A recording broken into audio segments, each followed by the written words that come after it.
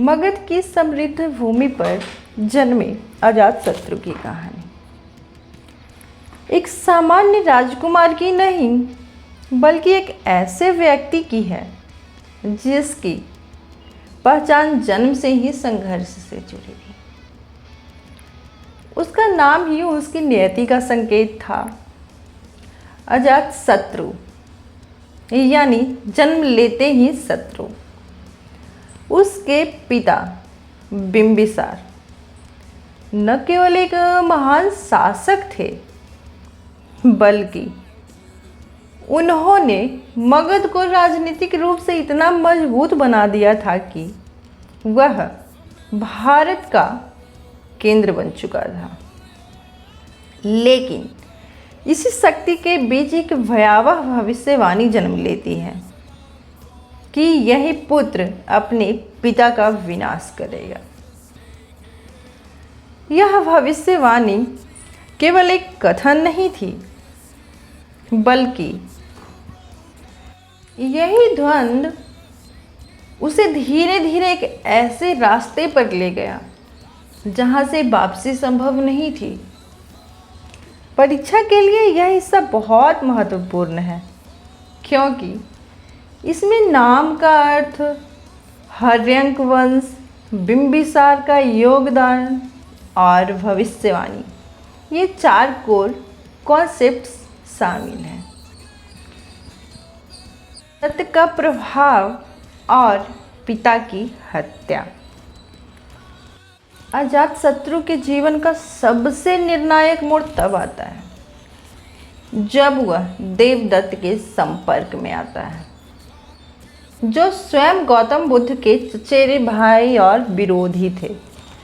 देवदत्त केवल एक धार्मिक व्यक्ति नहीं था बल्कि एक महत्वाकांक्षी और राजनीतिक सोच रखने वाला व्यक्ति था जिसने अजातशत्रु के मन में सत्ता पाने की तीव्र इच्छा को और भड़काया। उसने अजातशत्रु को यह विश्वास दिलाया कि जब तक वह अपने पिता को हटाएगा नहीं तब तक वह सच्चा राजा नहीं बन सकता। इस मानसिक मैनिपुलेशन का परिणाम था इतिहास की सबसे दर्दनाक घटनाओं में से एक। अजातशत्रु ने अपने पिता बिंबिसार को कैद कर लिया और परंपराओं के अनुसार उन्हें भूखा रखकर मृत्यु के हवाले कर दिया। यह घटना न केवल एक पारिवारिक त्रासदी थी बल्कि उस समय की राजनीति की कठोर सच्चाई को भी दर्शाता है जहां सत्ता के लिए रिश्तों की कोई कीमत नहीं थी। इस घटना के बाद अजातशत्रु सिंहासन पर बैठता है लेकिन उसके भीतर अपराध बोध का बीज भी उसी समय बोया जाता है जो आगे चलकर उसके जीवन की दशा बदलता है। एग्जाम में यह पाठ अक्सर पूछा जाता है। देवदत्त की भूमिका, बिंबिसार की मृत्यु और अजातशत्रु का सत्याग्रह। कौशल और काशी का संघर्ष। सिंहासन पर बैठते ही अजातशत्रु को केवल आंतरिक स्थिरता ही नहीं बल्कि बाहरी चुनौतियों का भी सामना करना पड़ा जिनमें सबसे प्रमुख था कौशल राज्य के साथ संघर्ष। कौशल के राजा प्रसेनजित के साथ काशी क्षेत्र को लेकर विवाद हुआ जो आर्थिक और धार्मिक दोनों दृष्टि से अत्यंत महत्वपूर्ण था। यह संघर्ष केवल भूमि का नहीं बल्कि प्रतिष्ठा और शक्ति का भी था। प्रारंभ में अजातशत्रु को कुछ हारों का सामना करना पड़ा लेकिन उसने अपनी रणनीति में बदलाव किया और अंततः इस संघर्ष को अपने पक्ष में मोड़ लिया। इस युद्ध का अंत एक कूटनीतिक विवाह से हुआ, जहां प्रसेनजीत की पुत्री का विवाह अजातशत्रु से कराया गया और काशी क्षेत्र मगध के अधिकार में आ गया। यह घटना दर्शाती है कि अजातशत्रु केवल युद्ध के माध्यम से ही नहीं, बल्कि कूटनीति और संबंधियों के माध्यम से भी अपने साम्राज्य का विस्तार करता था।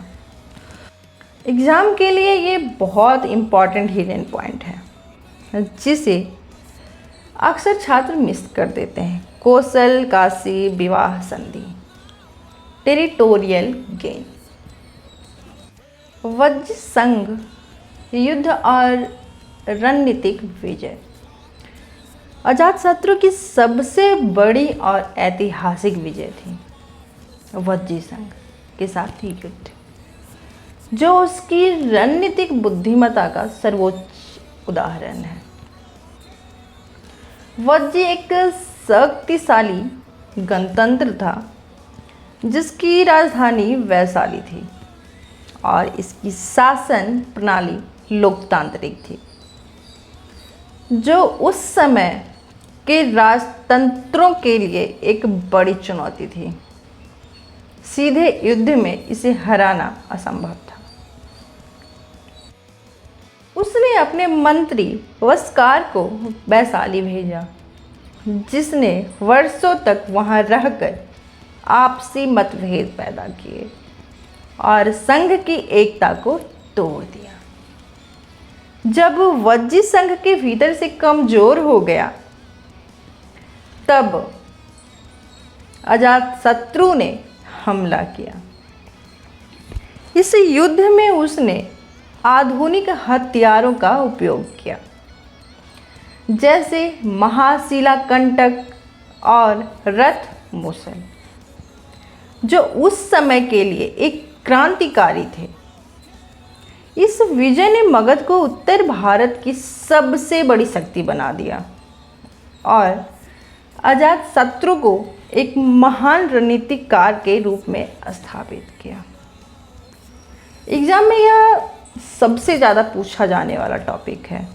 वज्जी संघ, गणतंत्र, वस्कार, डिप्लोमेसी, नए हथियार, इनोवेशन, प्रशासन, राजधानी और साम्राज्य की नींव। अजातशत्रु केवल युद्धों में ही नहीं, बल्कि प्रशासन और इंफ्रास्ट्रक्चर के विकास में भी अग्रणी था। उसने अपनी राजधानी राजगृह को मजबूत किलेबंदी से सुरक्षित किया और इसे राजनीतिक व सैन्य केंद्र बनाया।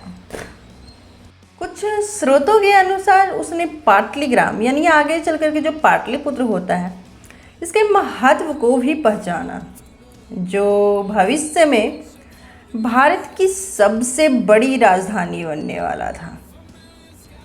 उसके शासनकाल में कर व्यवस्था, प्रशासनिक ढांचा और सैन्य संगठन को भी मजबूत किया गया, जिससे मगध एक अस्थायी और शक्तिशाली साम्राज्य बन सका। यही मजबूत आधार आगे चल करके चंद्रगुप्त मौर्य और मौर्य साम्राज्य के उदय का कारण बना। इस पाठ का महत्व इसलिए है क्योंकि एग्जाम में केवल युद्ध नहीं, बल्कि एडमिनिस्ट्रेशन, राजनीति, लॉन्ग टर्म इम्पैक्ट भी पूछा जाता है और यही अजातशत्रु को एक कंप्लीट रूलर बनाता है। बुद्ध, पाश्चाताप और ऐतिहासिक विरासत।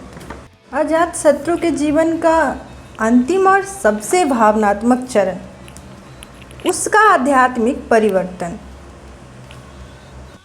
है, जहाँ एक क्रूर विजेता एक पाश्चात्यापी व्यक्ति में बदल जाता है। अपने पिता की हत्या का अपराध बोध उसे भीतर से तोड़ता रहता है और यही उसे ले जाता है गौतम बुद्ध की शरण में। बुद्ध के उपदेशों ने उसके जीवन को नई दिशा दी जहाँ उसने हिंसा और अहंकार को त्याग कर आत्मचिंतन और शांति को अपनाया। बुद्ध के महापरिनिर्वाण के बाद अजातशत्रु ने राजगृह में प्रथम बौद्ध संगीति का आयोजन कराया, जिसका उद्देश्य बुद्ध के उपदेशों को संकलित करना था। यह घटना बौद्ध धर्म के इतिहास में अत्यंत महत्वपूर्ण है और अजातशत्रु को एक धार्मिक संरक्षण के रूप में स्थापित करती है। उसकी विरासत दो विरोधी पहलुओं का मिश्रण है। एक ओर वह पिता का हत्यारा है और युद्धप्रिय शासक था, तो दूसरी ओर वही व्यक्ति धर्म और शांति का समर्थक बन गया। यही जटिलता उसे इतिहास में विशेष बनाती है। एग्जाम में याद रखो, बुद्ध से संबंध प्रथम बौद्ध संगीति, राजगृह और उसका मोरल ट्रांसफॉर्मेशन, ये हाई स्कोरिंग पॉइंट है। इतिहास हमें सिर्फ कहानियाँ नहीं देती, सीख भी देता है। अगर ऐसे ही पावरफुल स्टोरीज रोज़ सुनना चाहते हो तो चैनल को सब्सक्राइब जरूर करो।